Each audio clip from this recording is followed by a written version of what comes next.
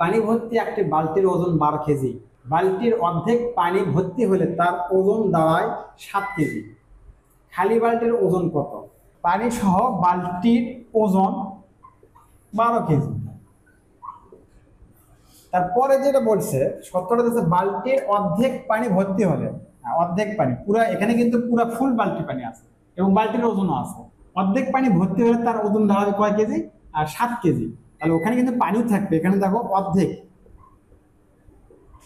অর্ধেক পানি সহ বালতির ওজন, এখানে পানি সহ মানে পূর্ণাঙ্গ পানি সহ ওজন হচ্ছে 12 কেজি, আর অর্ধেক পানি সহ ওজনটা 7 কেজি।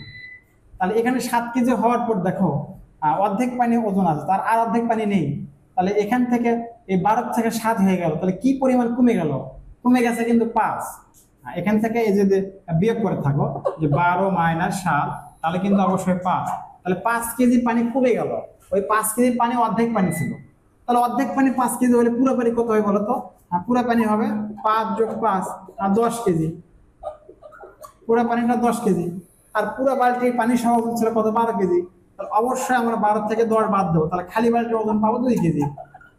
2 কেজি। অ্যান্সার দেখো 2 কেজি, গ নম্বর সঠিক অ্যান্সার।